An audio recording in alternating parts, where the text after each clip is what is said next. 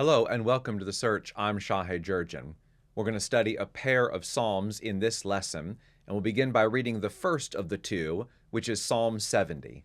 Psalm 70 for the director of music of David, a petition, verse 1. Hasten, O God, to save me. Come quickly, Yahweh, to help me.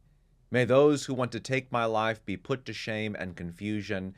May all who desire my ruin be turned back in disgrace. May those who say to me, Aha, aha, turn back because of their shame. But may all who seek you rejoice and be glad in you. May those who long for your saving help always say, Yahweh is great. But as for me, I am poor and needy. Come quickly to me, O God. You are my help and my deliverer. Yahweh, do not delay.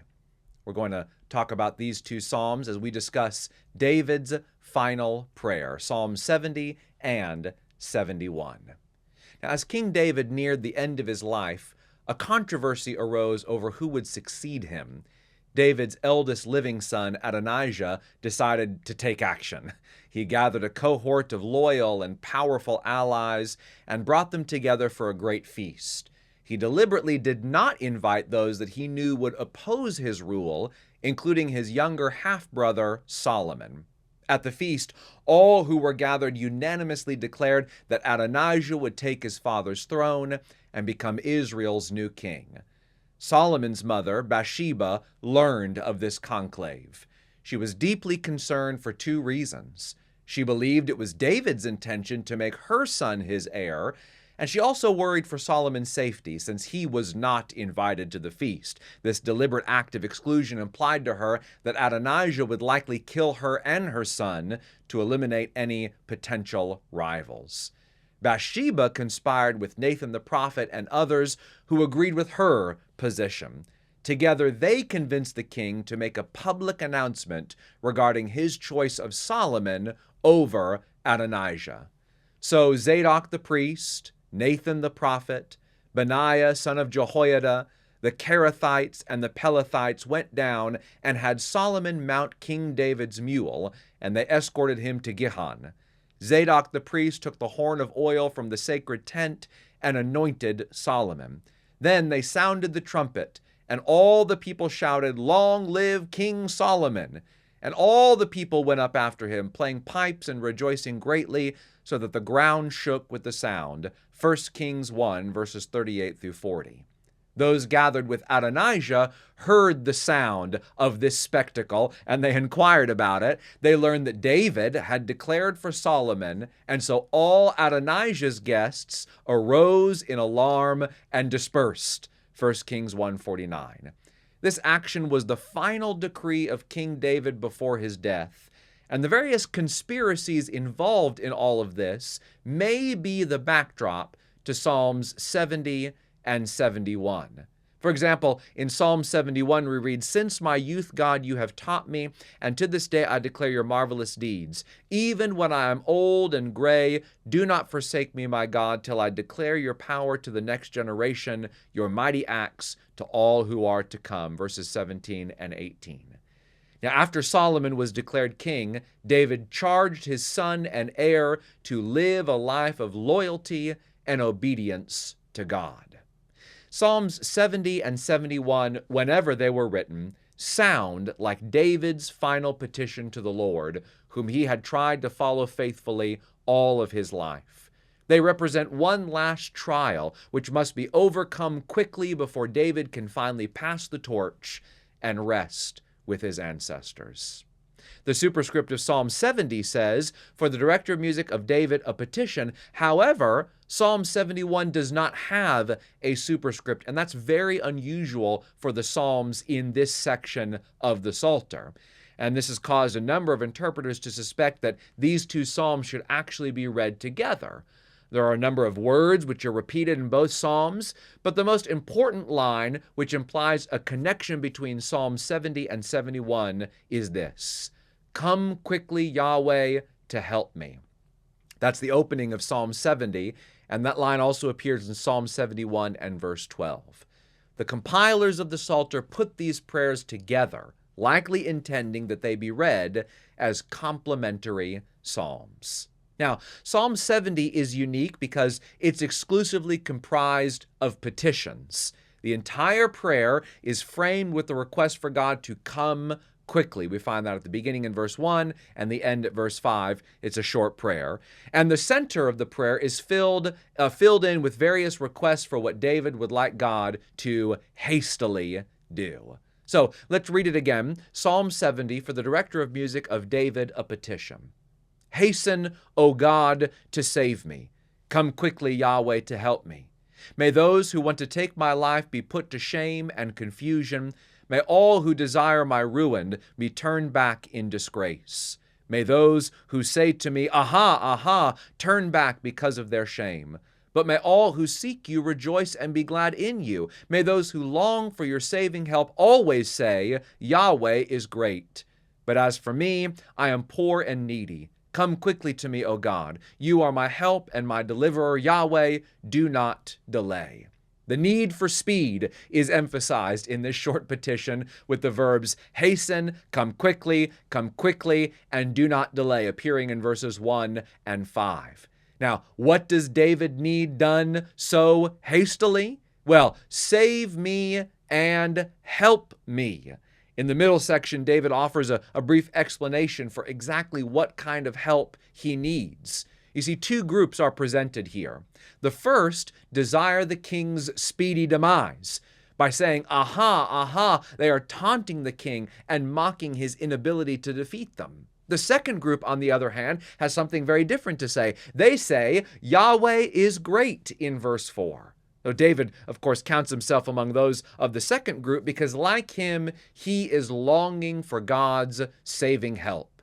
The line, I am poor and needy in verse 4 is probably better translated, I am afflicted and needy, or I am weak and needy. David's debilitated condition accents the urgency of his request for God to help and deliver him immediately and without delay. Now, that's Psalm 70, and like Psalm 70, Psalm 71 focuses on pleas for help and rescue during a particularly difficult time. Tate offers this brief overview. We see verses 1 through 4 with some opening petitions, then the main complaint in verses 5 through 12, petitions, vows, and more complaint in verses 13 through 18. Then we have praise and prayer in 19 and 20, and finally a last volley of petition and vows of praise in verses 21 through 24. All right, Psalm 71, beginning in verse 1. In you, Yahweh, I have taken refuge. Let me never be put to shame. In your righteousness, rescue me and deliver me. Turn your ear to me and save me. Be my rock of refuge to which I can always go. Give the command to save me, for you are my rock and my fortress. Deliver me, my God, from the hand of the wicked, from the grasp of those who are evil and cruel. The psalm opens as a prayer addressed to God. It includes a past tense status. I have taken refuge in you, Yahweh. And so, based on his years of trusting God, the psalmist, which again I think is likely David, requests rescue and deliverance once more. Referring to God as rock and fortress is very typical in David's laments, as is the presence of the wicked, evil, and cruel who seek to harm him. Picking up in verse 5, for you have been my hope, sovereign Yahweh, my confidence since my youth. From birth I have relied on you. You brought me forth from my mother's womb. I will ever praise you. I have become a sign to many. You are my strong refuge. My mouth is filled with your praise, declaring your splendor all day long. Now, David further elaborates here on the life that he has lived as a servant of God. The language of relying on God from birth and youth is reminiscent of his famous penitential prayer of Psalm 51, where he says in verses 5 and 6, surely I was sinful at birth, sinful from the time my mother conceived me, yet you desired faithfulness even in the womb. You taught me wisdom in that secret place. When we studied this psalm, we observed that this is hyperbolic language, and it's intended to establish in these contexts that the author is expressing his viewpoint, his vantage point, that he has lived a faithful life. All my life has been dedicated to you, God. The word sign in the phrase, I have become a sign to many, is a word generally used to refer to extraordinary acts of God, like his work in delivering Israel out of Egypt through the Exodus. And the author believes that God's powerful hand has been with him in such phenomenal ways that others have been able to recognize divine work in his life. Who else but the king of Israel could make such a claim? And who better than David to be the one whose life manifests to others the wonders of God's protective power? All we would have to think about is his battle with Goliath as exhibit A of what is being discussed in this verse. Okay, picking up now in verse 9. Do not cast me away when I am old. Do not forsake me when my strength is gone. For my enemies speak against me. Those who wait to kill me conspire together. They say, God has forsaken him. Pursue him and seize him, for no one will rescue him. Do not be far from me, my God. Come quickly, God, to help me. May my accusers perish in shame. May those who want to harm me be covered with scorn and disgrace. Now, this section represents the heart of Psalm 71's plea. David has claimed to have lived a life of faithfulness to God, and now he's old and weak. His enemies are all about him, conspiring, claiming that God has finally forsaken the aged king. Like we saw in Psalm 70, come quickly, Yahweh, to help me. We see here again, David is begging for God to draw near and quickly come to his aid. We resume now in verse 14. As for me, I will always have hope. I will praise you more and more. My mouth will tell of your righteous deeds, of your saving acts all day long, though I know not how to relate them all. I will come and proclaim your mighty acts, sovereign Yahweh. I will proclaim your righteous deeds, yours alone. Since my youth, God, you have taught me, and to this day I declare your marvelous deeds. Even when I am old and gray, do not forsake me, my God, till I declare your power to the next generation, your mighty acts to all who are to come. David's commitment as an old man is to continue doing what he's always tried to do, to praise and honor God. Specifically, he wants to recount all the good God has done, even though he acknowledges it would be impossible for him to tell it all. He has learned from God, and now before he dies, his intention is to educate the next generation so that they too will know that no God can compare with Yahweh.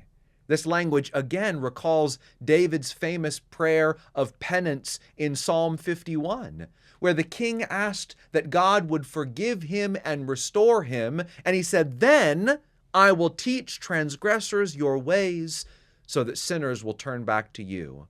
Psalm 51, verse 13. David was entirely committed to teaching others about the gracious God he served. Picking back up in verse 19. Your righteousness, God, reaches to the heavens. You who have done great things. Who is like you, God? Though you have made me see troubles, many and bitter, you will restore my life again. From the depths of the earth, you will again bring me up. You will increase my honor and comfort me once more. Now, the aged king reflects on the difficulties of his life.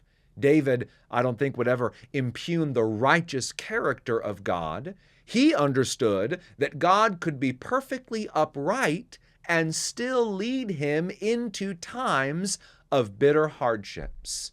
These struggles developed David's character, and God was always there to guide and deliver him. The result of those trials was an increase in David's honor and a renewed sense of comfort. And now, as his prayer comes to a close, David praises God once more. But note that he does so while still referencing his current predicament in verses 22 through 24. I will praise you with the harp for your faithfulness, my God. I will sing praise to you with the lyre, Holy One of Israel. My lips will shout for joy when I sing praise to you, I whom you have delivered. My tongue will tell of your righteous acts all day long, for those who wanted to harm me have been put to shame and confusion. The title Holy One of Israel is rare outside of the book of Isaiah. It indicates Yahweh's possession of Israel and his claim on the people for their obedience, according to Tate. As David directs his musical praise to God, he focuses not on his faithfulness to the Lord, which he discussed earlier, but rather on the Lord's faithfulness to him. Yahweh is faithful and holy, and his deeds are righteous. Psalms 70 and 71 fit neatly into the Davidic corpus of lament prayers. They include an address to God, complaints, requests, statements of confidence in God's delivering power, and praise. However, these psalms do represent a vantage point that's unique, the perspective of an old, weakened man who has one final plea for the God that he has served his entire life. Not only does Psalm 71 make specific references to the author's age and diminishing strength, the compilers of the Psalter have situated these psalms right here at the very end of Book 2. We've discussed in the past how nearly half of all of the Psalms are attributed to David, but the overwhelming majority of David's Psalms are found in Books 1 and 2. Psalm 72, that's the next psalm, is the close of Book 2, and it's attributed to Solomon. And so that means, in many respects, Psalm 71 is intended to be a kind of closing prayer on the life of David. That's why there's a good chance that this psalm was written during that tumultuous period that we discussed earlier, recorded in 1 Kings 1, when a power struggle ensued over who would succeed David to become Israel's next king. Whether or not this historical anchoring is accurate, it's certainly true that the author of Psalm 71 is approaching the end. And I love that his chief concern for the time that he has left is to declare God's power to the next generation. Psalm 71:18. The psalmist has a long memory for God's work in his own life. He's come to understand God's ways, and now he wants to make sure others also learn as he has. Wilson writes about this better than I could. Quote, "The psalmist found himself in such a position, misunderstood, attacked falsely, considered abandoned by God, and vulnerable, his whole life devalued as a portent. The psalmist surely was tempted to capitulate to this negative evaluation. But instead, we find him recalling a lifetime of faithful reliance on God, faithful teaching by God, and faithful waiting for God. This active recall of a life faithfully spent allows him to accept God's evaluation of a faithful life well spent and to proclaim confidently that despite the present appearance of many and bitter troubles, God's evaluation was, 'Well done, good and faithful servant.'" God will restore the psalmist's life. God will bring him up from the depths of the earth. God will increase his honor, and God will comfort him once again. As age takes its toll on our strength and energy, as we are forced to withdraw from many activities and pursuits that society considers meaningful and valuable, age becomes the natural opportunity to testify to the strength of God. With the obvious evidence of decreasing strength, old age need not decrease our ability to declare the strength and power of God. And according to 1 Kings chapter 2, once all those conspiracies were resolved, that's exactly what David did when he urged his son and heir Solomon to remain loyal to Yahweh and his wise instructions all the days of his life. And so Psalm 71 beautifully looks backwards on the life David has lived and forwards to what comes next. He recalls his commitment to Yahweh and he anticipates a future where generations to come will know of the righteousness and faithfulness of David's God. And may it ever be with us. Thank you so much for being here for this study of Psalms 70 and 71. Come back next time as we'll look at the last psalm of Book 2, Psalm 72. And until then, God bless.